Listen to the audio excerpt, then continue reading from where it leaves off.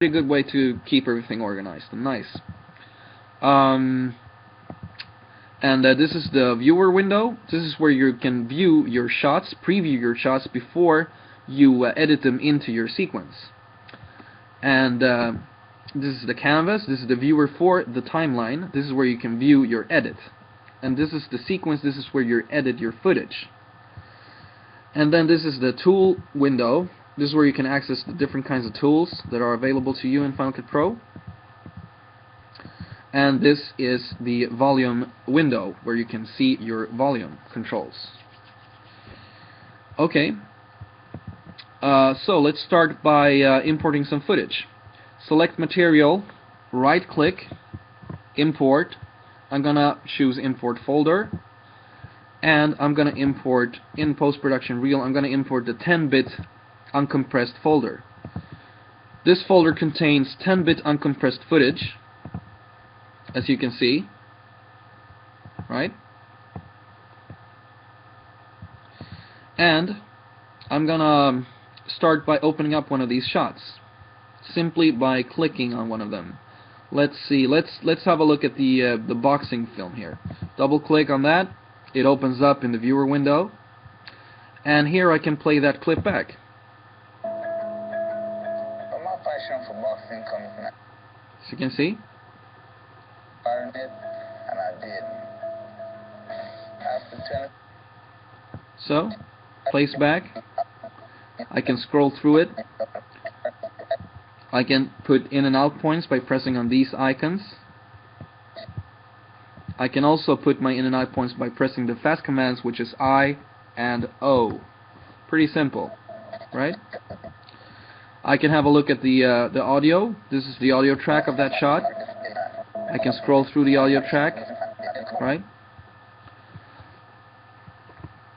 Right click, and I can clear my in and out points. Play back some audio. Right. By using the zoom tool, I can zoom in and out and get a closer look of my waveform. Zoom in and out. Right. I can change the level of the audio level. Can turn it down, or I can turn it up. Right. I can pan the audio from left to right. Center it.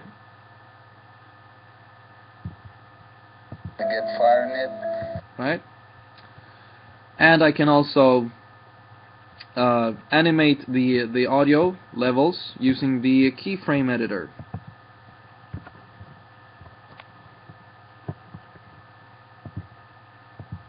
Like so.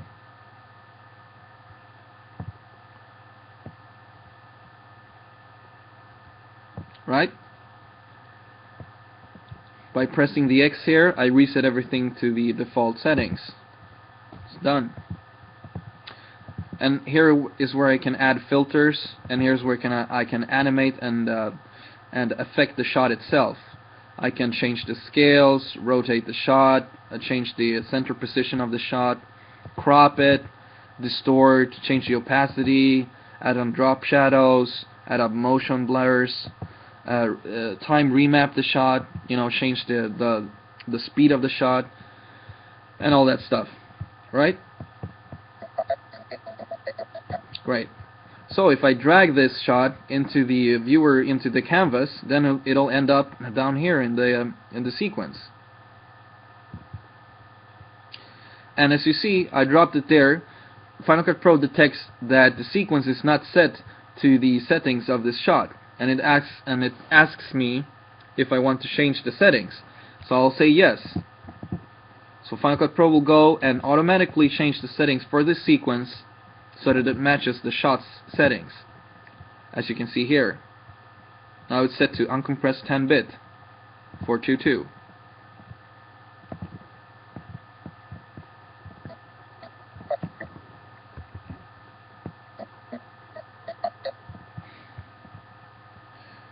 Alright, so this first episode is all about I just want I just want you guys to get familiarized with the interface before we start learning all the tools. Okay, so let's recap. This is the browser. There's your viewer. This is your canvas where you see your playback from your timeline. This is the timeline where you edit your footage. And this is your tool window where you have different tools.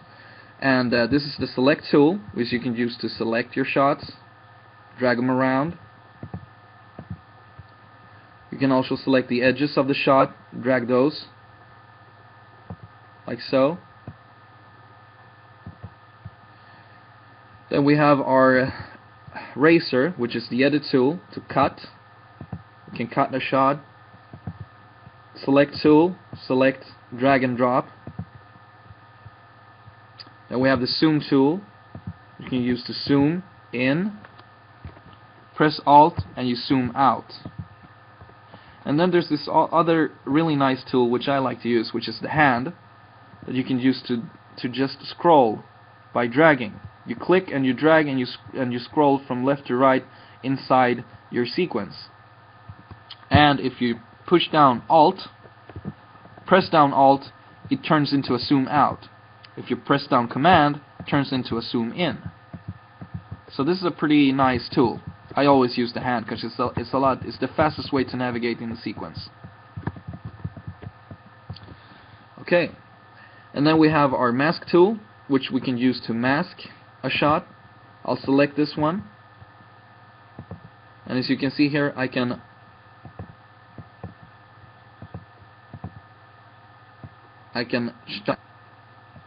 cropping it, right?